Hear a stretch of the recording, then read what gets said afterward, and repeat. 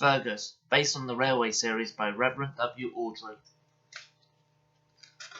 This is a story about Fergus, a little traction engine, who always liked to do the right thing. One day I asked him to help Bill and Ben at the quarry, but poor Fergus wasn't used to their tricks. Read about the trouble they caused him. Fergus, the little blue traction engine, was the pride of the cement works. He loved his work. He knew all the rules and always stuck to them. One morning he chuffed cheerfully across the island of Sodor. He was on his way to do a special job for the Fat Controller. As Fergus reached the station, there stood Thomas. He was waiting with his passengers to board Annie and Clarabelle. Thomas gave a friendly beep beep on his whistle. "Hello, Fergus," he said. "I'm off to work in the quarry today," Fergus told Thomas proudly. "Watch out for Bill and Ben," Thomas warned. They like to get up to mischief." "Thank you, Thomas. I won't let a couple of rascals get the better of me," wished Fergus. When Fergus arrived at the quarry, Mavis and the twins were waiting for him. Mavis was pleased that Fergus had come to help, and they set to work straight away. "I'm afraid the trucks are in a mess," she said. "Not to worry," puffed Fergus kindly. "We'll soon sort them out." Bill and Ben grinned with delight. "Now we'll have some fun," whispered Ben. "We'll have the old boiler in a spin," steamed Bill. Fergus was happy working with Mavis. "She is a useful engine, just like me," he thought to himself. But Bill and Ben were not behaving like useful engines at all. Bill banged the truck so hard that the rocks fell out on the side of the track. "Steady," called Fergus. "Do it right." "I know what I'm doing," wished Bill. Then Bill left his tracks on the points so that the Fergus couldn't get out of the siding. "You've boxed me in," steamed Fergus.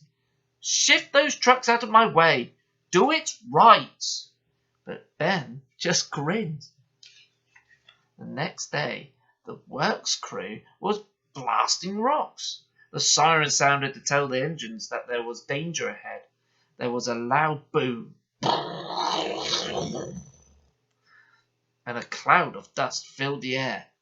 Wait for the all clear. Listen for the sirens," Fergus told Bill and Ben. "Do it right." "There he goes again," said Bill. "Do it right. Do it right.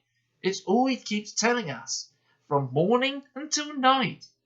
"Keep your big funnel out of our quarry," huffed Big Ben.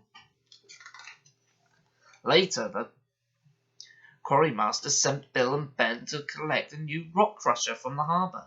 Fergus spent a happy afternoon shunting trucks with Mavis.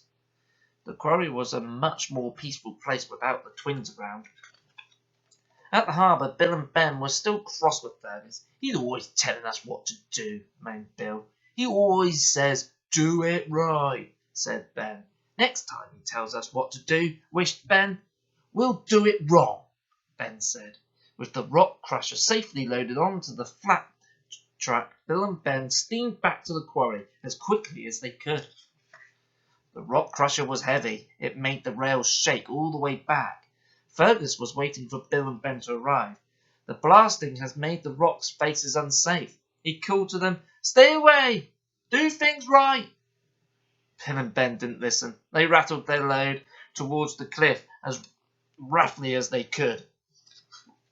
Suddenly, loose rocks and stones began to fall from the rock face. "Look out!" wished Fergus. "Help!" wailed Bill and Ben together.